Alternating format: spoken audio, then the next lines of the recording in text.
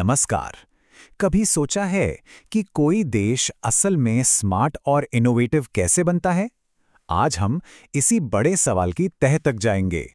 अब देखिए, ये सवाल सुनने में तो बहुत सीधा साधा लगता है ना, पर इसका जवाब उतना आसान नहीं है। क्या ये सिर्फ अच्छी पढ़ाई लिखाई है, या लोगों का आईक्यू, या फिर कुछ और ही है? चलिए आज हम कुछ बहुत ही पावरफुल डेटा की मदद से इस पहेली को सुलझाने की कोशिश करते हैं। तो इस सवाल का जवाब खोजने के लिए हम तीन बहुत जरूरी पैमानों पर गौर करेंगे। पहला है ह्यूमन कैपिटल, यानी किसी भी देश की बुनियाद। दूसरा है नेशनल आईक्यू, मतलब वहां के लोगों की सोचने समझने की क्षमता। और आखिर में ग्लोबल इनोवेशन, यानी कि असल में वो देश दुनिया को नया क्या दे रहा है।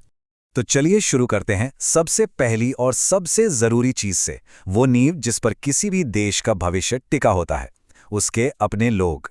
वर्ल्ड बैंक का एक बहुत ही कमाल का मेट्रिक है, ह्यूमन कैपिटल इंडेक्स प्लस या HCI प्लस।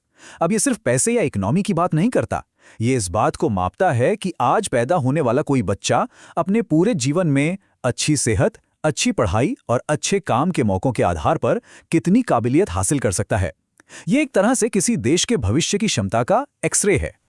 और ये इंडेक्स तीन बहुत ही बेसिक लेकिन ज़रूरी चीज़ों पर टिका है। सबसे पहले हेल्थ, यानी बच्चा स्वस्थ पैदा हो और उसका पोषण ठीक से हो।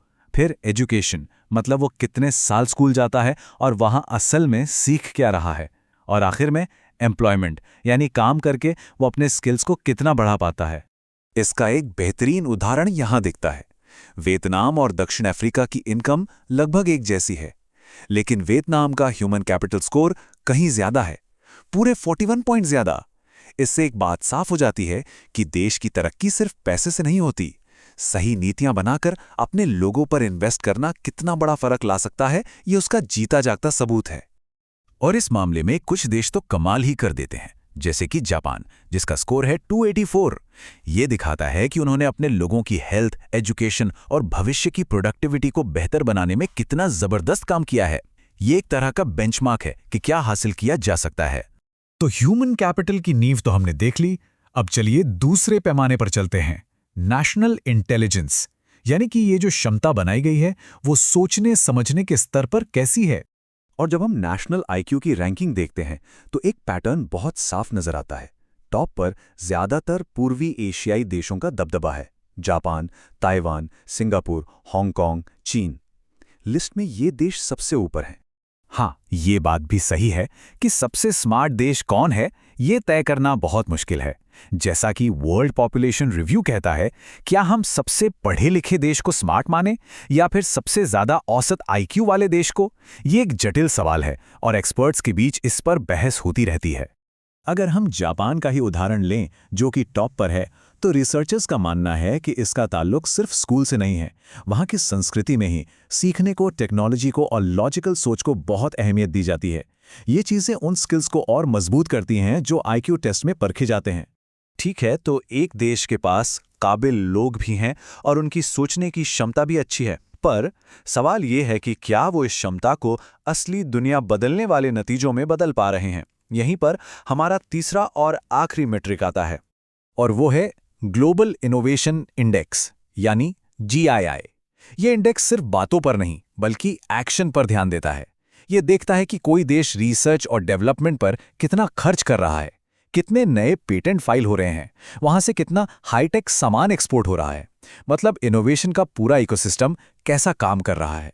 इसकी रैंकिंग में हमें एक मिला-जुला नज़ारा देखने को मिलता है। एक तरफ स्विट्जरलैंड और स्वीडन जैसे यूरोपीय देश हैं जो हमेशा टॉप पर रहते हैं, तो वहीं अमेरिका जैसा पावर हाउस और सिंगापुर और दक्षिण कोरिया जैसी तेजी से आगे बढ़ती एशियाई इकोनॉमीज भी हैं। और स्विट्जरलैंड की तो बात ही अलग है। सोचिए, लगातार 15वें साल दुनिया का सबसे इनोवेटिव देश। ये कोई छोटी बात नहीं है। ये दिखाता है कि उनका इनोवेशन का सिस्टम कितना मजबूत और बैलेंस्ड है, खासकर जब बात नए और क्रिएटिव आइडियाज को हकीकत में बदलने की हो। लेकिन इस साल की एक बहुत बड़ी खबर है चीन की एंट्री। पहली बार चीन टॉप 10 में शामिल हुआ है, और ये इसलिए भी खास है क्योंकि इस एलीट ग्रुप में वो अकेली मिडिल इनकम इकोनॉमी है। चीन का ये जबरदस्त उछाल आया कहां से? तो देखिए, चाहे वो नॉलेज और टेक्नोलॉजी के आउटपुट की बात हो या फिर नए पेटेंट फाइल करने की, इन सब में वो दुनिया में नंबर 1 है। यहां तक कि दुनिया के टॉप 100 इनोवेशन क्लस्टर्स में से सबसे ज्यादा यानी 24 अकेले चीन में हैं। और कहानी सिर्फ टॉप 10 की नहीं है। जीआईआई कुछ इनोवेशन ओवर परफॉर्मेंस को भी हाईलाइट करता है। भारत और वियतनाम जैसे देश पिछले 15 सालों से लगातार अपनी आर्थिक हैसियत से कहीं बेहतर परफॉर्म कर रहे हैं। इससे यह साबित होता है कि इनोवेशन के लिए सिर्फ अमीर होना जरूरी नहीं है। तो हमने 3 अलग-अलग पैमाने देखे, ह्यूमन कैपिटल, आईक्यू और इनोवेशन। अब सबसे मजेदार हिस्सा, चलिए इन सब को मिलाकर देखते हैं कि कौन से देश हर मोर्चे पर खरे उतरते हैं। और जब हम इन तीनों लिस्ट को एक साथ रखते हैं तो कुछ सुपरस्टार देश सामने आते हैं, जैसे जापान और सिंगापुर। ये वो देश हैं जो हर पैमाने पर चमक रहे हैं। इनकी ह्यूमन कैपिटल की नींव भी मजबूत है, नेशनल आईक्यू भी टॉपर हैं और इनोवेशन आउटपुट भी दुनिया के बेहतरीन देशों में से है। तो आखिर में हम किस नतीजे पर पहुंचते हैं? बात बहुत सीधी और साफ है। दुनिया के सबसे स्मार्ट और इनोवेटिव देश किस्मत से नहीं बनते, उन्हें बनाया जाता है अपने लोगों पर एक गहरे और लंबे समय तक चलने वाले भरोसे और निवेश के साथ। और ये डेटा हमें एक तरह का रोड मैप भी दिखाता है। सबसे पहले अपने लोगों की सेहत और शिक्षा में इन्वेस्ट करके एक मजबूत नींव तैयार करो। फिर एक ऐसा माहौल बनाओ जहां ज्ञान और नई चीजें सीखने को बढ़ावा मिले। और आखिर में उस पूरी क्षमता को एक ऐसे इकोसिस्टम में बदलो जो दुनिया को कुछ नया दे सके। लेकिन एक सवाल भविष्य के लिए भी है। जैसे जैसे आर्टिफिशियल इंटेलिजेंस और नई टेक्नोलॉजीज दुनिया को बदल रही हैं, स्मार्ट होने की परिभाषा भी तो बदलेगी, है ना? तो आने वाले समय में स्मार्ट देशों की अगली पीढ़ी कैसी दिखेगी? ये एक सोचने वाली बात है।